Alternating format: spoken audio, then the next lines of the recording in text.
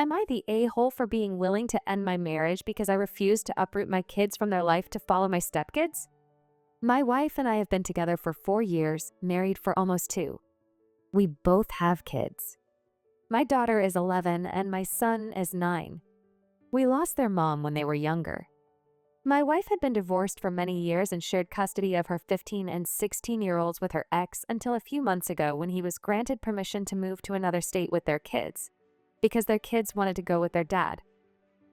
My wife doesn't want to be away from her kids for long periods of time, and she has told me she's moving.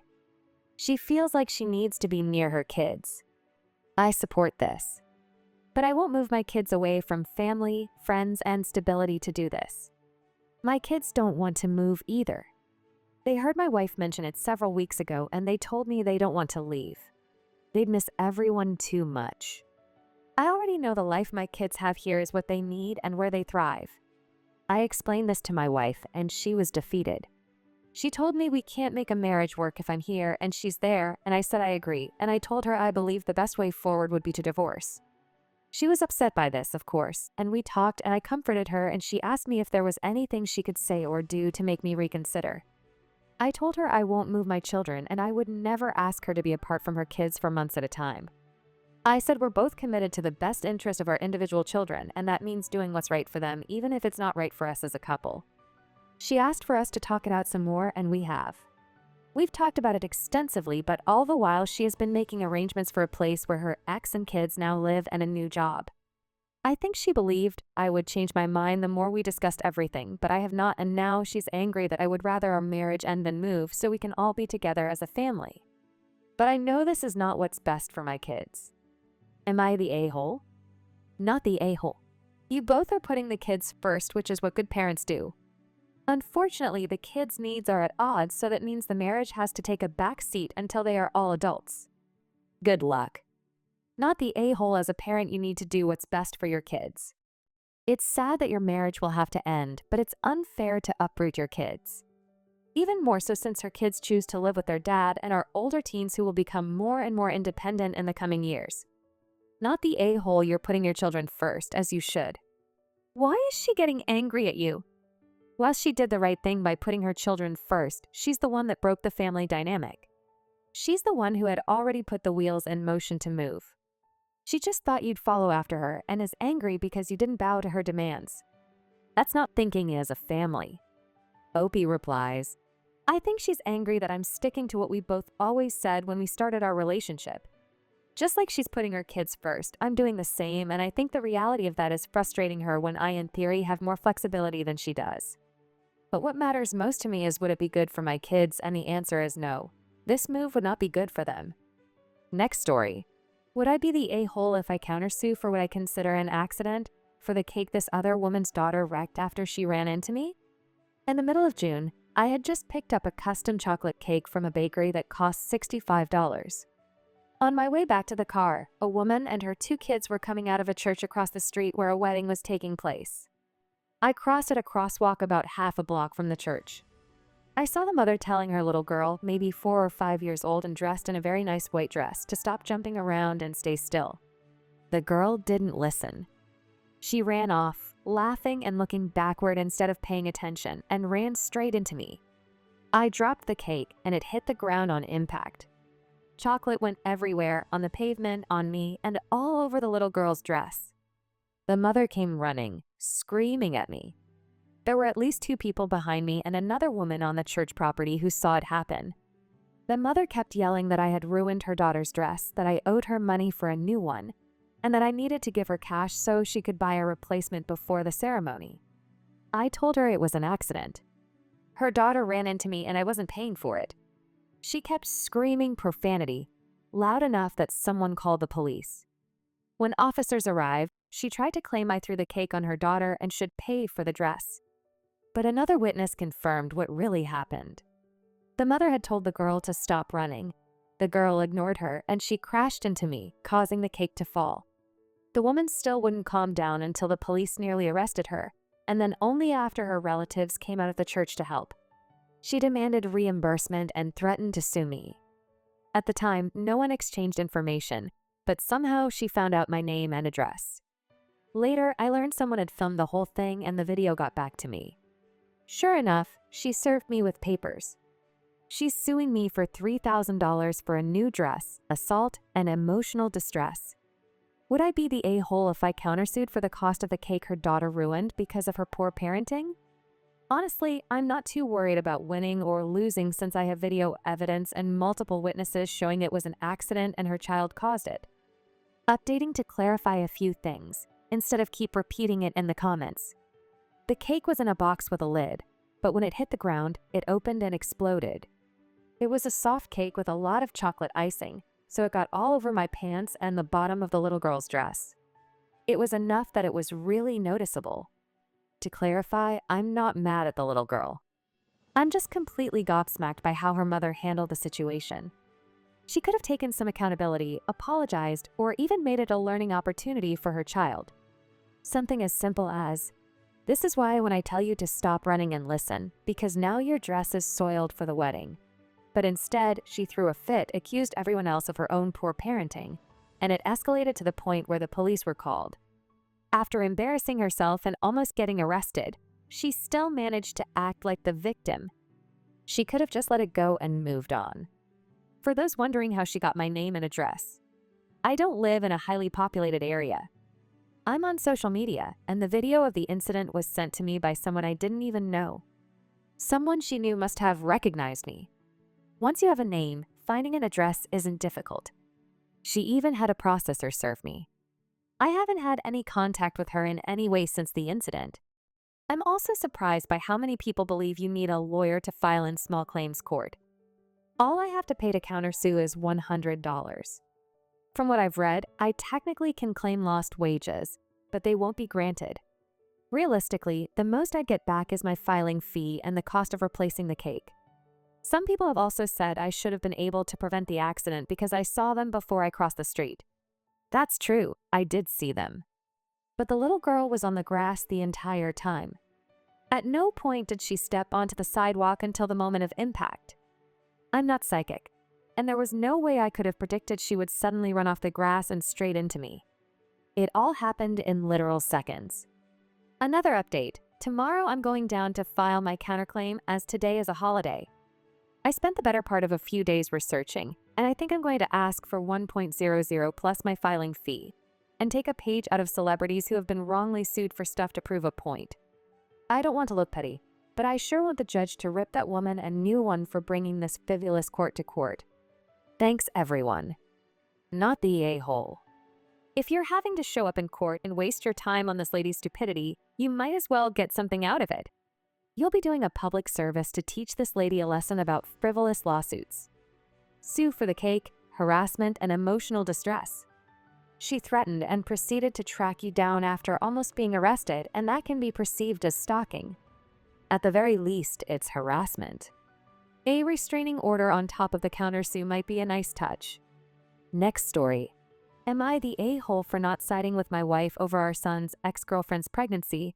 Our son just turned 16, had a girlfriend, she's 16, almost 17, but they broke up about a month ago. About 3 weeks ago, we were informed by her parents that she is pregnant. She is slightly showing. The dates line up with my son's relationship. My wife and I went into full panic mode. We waited a couple days before telling our son, who didn't know. He immediately said, "It's not mine. I never effed her." I didn't believe him as I know he is active. He did the sensible thing and asked me for protection. However, he kept on saying they never did it. He said he cheated on her. I had a heart-to-heart with him, and he is an absolute craphead, but I began to believe him. He said he always raps and he has asked for restocks. My wife, on the other hand, still didn't believe him. Both families met. My wife started the conversation just accepting that our son is the father and was trying to figure out a solution, funding etc. My son spoke up saying it's not his baby as they never had sex. He was genuinely angry. Then he made a comment that I'm going to rephrase. Apparently they only ever did a certain act which can't result in a baby, and it was unsatisfactory, so he never went any further with her. An absolute craphead, and we raged at him over it. His ex-girlfriend admits they rarely did it but explained the event, the when and where, and I will say it was believable too. I know he's a complete liar. I know he is an absolute dog, but I believe him still. My wife, however, is angry with me for playing into his nonsense. She said I'm part of the boy culture. She said children born to teen parents are more likely to be teen parents, and we were both 17 when my wife got pregnant. She said I'm worsening the situation by not living in reality, and she is left to figure out what to do on her own. To her point, I am hands-off on further meetings with the other family. I don't believe we should have those discussions until it's proven he's the dad. Am I the a-hole? Also, this is really ranty. I'm sorry, but I needed to leave off some steam. Just to add, her parents don't want to do a paternity test until after the child is born. They said it could harm the baby, but apparently it's harmless, so I don't know. So we cannot get a test done before then. Courts can't order one till birth. Another addition. I'm in the UK. Stop fighting and get a paternity test. Teenagers aren't the brightest when it comes to sex and pregnancy. The paternity testing will clear up the whole who did what, and you can proceed rationally from there. Not the a-hole, but there shouldn't be any sides until after the paternity test. You can do a non-invasive paternity test from a simple blood sample as early as 11 to 12 weeks. Both parents should agree to this and have the paternity confirmed now versus later. If he isn't the father, they'll have to start over. If he is, you'll know your son is the liar as you said he is. Your wife is right not to trust him given everything you've said, but there is an option to get paternity sooner rather than later. Good on her parents for reaching out since they are both minors. Next story. Am I the a-hole for not wanting to help my mom and her fiancé with his disabled child? I 20M moved out of my mom's 42F house a couple of years ago when I went to college. Until 10 months ago, I had my own room there, but her fiancé 45M and his two kids 6M and 4F moved in with her. The 4-year-old has a host of disabilities. I know they have a seizure disorder and a condition called osteogenesis imperfecta. But I believe there's another one involving paralysis or spasms of the stomach/esophagus. My mom took classes for over 2 months before her fiancé moved in so she would know how to take care of his daughter. Her fiancé's ex is totally out of the picture, so mom decided she would need to step up completely, which I get. I have been back twice since mom's fiancé moved in with his kids. The first time was at Christmas, and I stayed with my grandparents because my old room went to the 4-year-old and there was no spare room for me. My mom was disappointed, but I pointed out it would stop me getting in the way of their routine too. The second time was late June/early July. I was home for a few weeks and again stayed with my grandparents. Mom offered to buy a pull-out bed for me, but I said I was good with my grandparents. When I was home and whenever I went to mom's, I was asked if I had looked into taking the same classes mom had or if I'd like them to set me up with them. I said no and asked why I need to take them. Mom said she had hoped I would want to help them.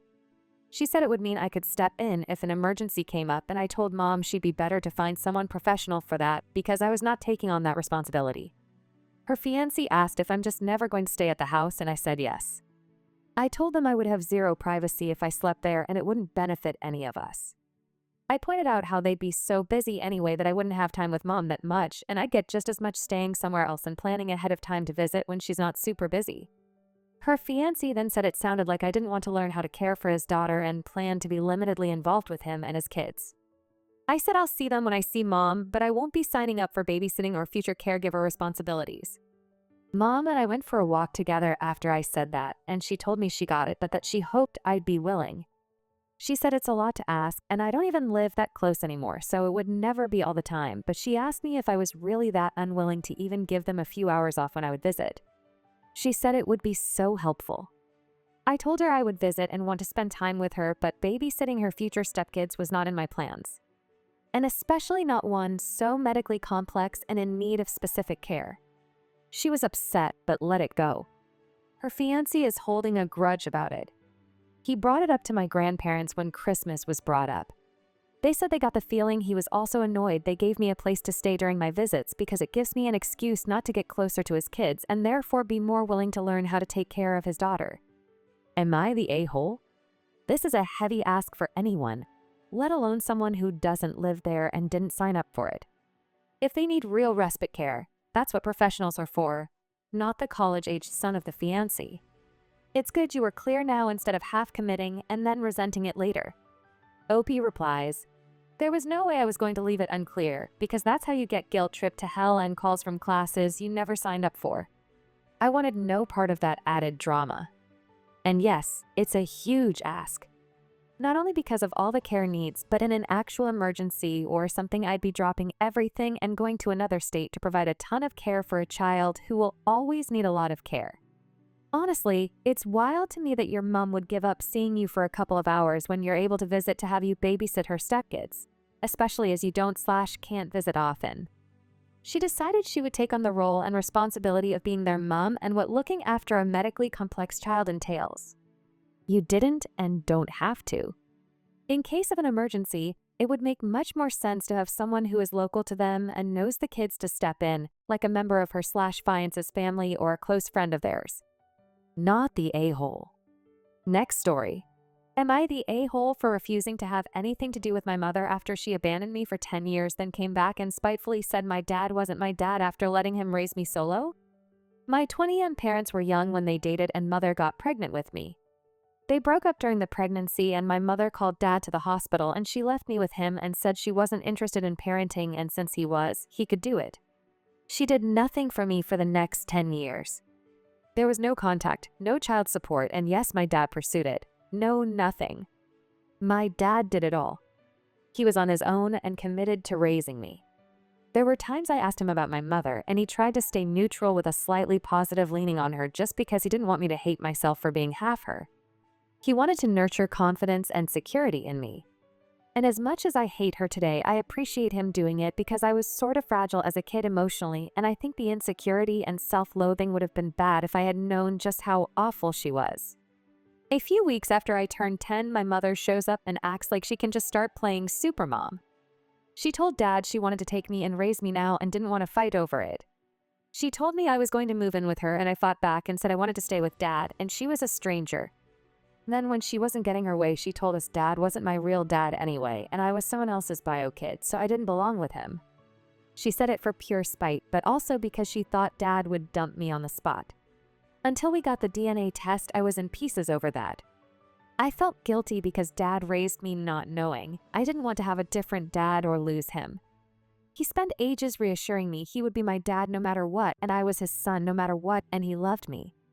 But I was expecting someone to come between us the rest of the time. I was so sure my mother would find the actual guy and he'd take me away or they both would. But a DNA proved that I was dad's kid. He paid for it privately just because he wanted me to be comforted, and deep down he believed I was his even if he was sick at the thought of my mother telling the truth. We don't know if she had doubts about who was my father. But she was wrong that dad was 100% not my dad. She disappeared again after the DNA results and she was pissed. She acted like I was supposed to jump into her arms and run away with her even though she was a stranger, and even the way she talked to me showed she would have been a crappy mother. It was only 2.5 months ago that she showed up again. She moved to town with her husband and his 2 little kids. They made a point of stopping by our mine and dad's house and introducing him and the kids. They said his kids' mom died and my mother was going to be their mom now and we'd be siblings and we should be a family. I told them I wanted nothing to do with her or any of them, and I told her after what she did she had audacity to come back and act like I'd ever want anything to do with her. She argued that it was 10 years ago and she's grown. I said she could F off and die in a hole because she was a spiteful BTCH and unworthy of being called a mom. Dad told them they needed to leave. My mother's husband was willing to go because he didn't like our attitude apparently, but she acted offended and was trying to linger. She approached me a few times since and I have ignored her completely. She told me I should hear her out and give her a chance.